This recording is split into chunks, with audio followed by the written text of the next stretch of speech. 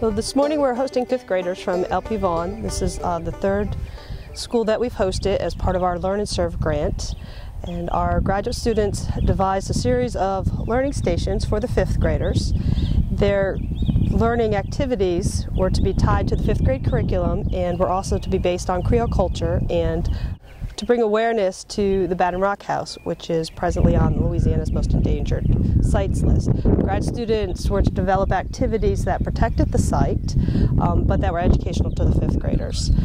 In LP Vaughn, the 5th graders, this was a prize for the 5th graders that were for good behavior. They got to come out and do these activities with us. Now take a look at this place right here.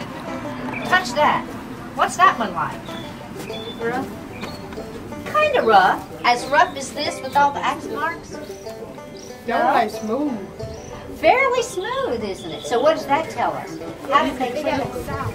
It was sawn. So what else does that tell us? If they used a saw. If they were able to use a saw to create this and put it up here, what does it tell us about these two things? This is the old list, and that's new, isn't it? It has to be pretty new. So they had to replace those posts that were right here with new ones. Okay, and what are these things? Did you hear about these things? But what is this? Did you hear about these? Bee holes. Bees come in and they drill into that and they make a little house in there. And what did he say he has to do? We have to do to, when we put more lime wash on it. Is this paint? It's the lime mixed with water and a few other things. You put that on it. And it does two things. It makes it harder and it tries to keep the bees away. And you even see, if you stand back over here, so you can see. That's okay, that's okay. Look, those aren't bees, but those are other bugs. Another kind of little bug. He said it's like a little fly-like bug. And you see, grass is growing in here. Now, they don't want that. What they're going to want is that this be as hard as where he's standing. And the way to do that, now the people who would live here would keep their porch with a hard floor. And the way they would do that is they would keep the grass off, and they would sprinkle some of that lime on it. And when the lime dries, it would make it harder. So they could use this porch as kind of like an extra room to the house. In the summertime, they could come sit out here and get a little cool. Maybe do some shells and peas or do something like that, right? So it would make it a little bit, you know, this was a small house. Okay, you ready to come inside and take a look at the house itself? This was an all-girls school, like a boarding school, and the girls, it had 3 nuns that came over from France and they taught the girls school here. Taught school, and the only what they taught them was French because they knew no English. And so they came to school here and they lived here. They cooked on the fireplace right there. We're in the Melrose area, also known as the Cane River area of the southern part of Natchitoches Parish. This area specifically where we're standing, the Badin-Roque House is located, is known as Iberville.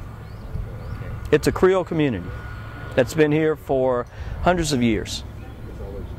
We're hoping to teach the students a little bit about this area history. For the Heritage Ed, we're basically showing students that usually doesn't have the opportunity to visit this area to get them to understand what the Creole or Creoles are and what the Creole culture is all about. One of the ways we're doing it is that we show them how the post-sanitaire and with bussiage, and we basically give them a demonstration of how it was built and let them have some hands-on experience practicing building a bussiage wall. They would pull the Spanish moss apart, and we're cheating because we went and got this moss from the store. But what they would do is they would gather it up. They would usually bury it in the ground because the stuff grows in their air. They have to bury it in the ground to kill it because they wanted it dead like this moss here. Because it would work better and tear apart easier. And if they just left it alive, it would start growing in the walls and it would pull the walls apart. Now what the Creoles would do, they would build one of the methods, they would build a big pit right in the middle of the yard here, okay? And that's what they would make their mixture. You see how we're doing it in a bucket, we're just doing it small, but they would make a big, gigantic mixture in the middle of the yard, and that's what they would use to start filling in the home. They had to have it close by, so they wouldn't have to be carrying it, okay? And then they would take about 70% of this river sand, and you know, it kind of breaks apart real easy. And they would use 30% clay. The clay sticks together. And they'd have to mix it because if they use just clay, the clay, whenever it dries out, it shrinks and gets real hard and it would just fall out. That's the way it would do with you. Go ahead and break it apart. Pass it down. There you go. You see how easy it would break if you didn't use this mixture. Yeah, just break it. You see how easy it would break apart? And they would mix in some water. They would throw in lime because that would help make it harder and stick together better. But like I said, we can't use that because it's kind of dangerous. That's fine. Here, break it up and just throw it on the ground. That's fine. So are y'all ready to build this Boosie Hodge house? Mm-hmm. Or grab a couple of handfuls? Yeah, it is. There it is. That's it. Right. Make sure you. There you go. Now we want to keep it nice and level. Look at that. So here's the little cup, the teacup, and the little plate. So this is what it's supposed to look like. Yes, you have to. Oh, here you go. That's what you gotta do. Find the edges, find the rims, find the handles.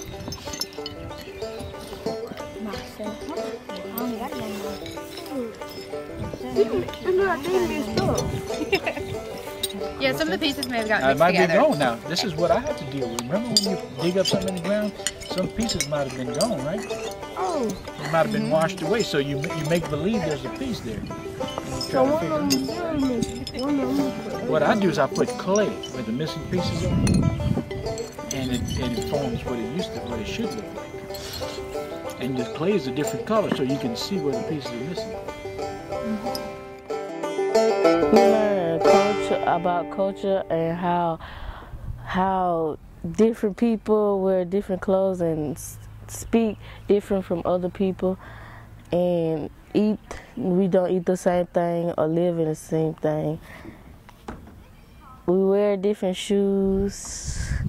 And we learned about globalization, about how you learn something and you go tell somebody else, that person tell their generation.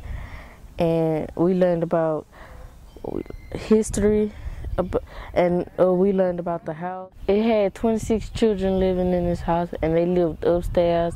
The only way they can get heat is out the fireplace, and to get cold areas to open the windows. We hope the students understand that there's more culture and more things in this world than the culture that they live in now.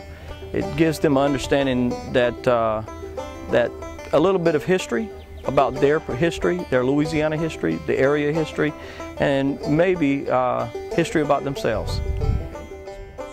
That I visited and I want to come back.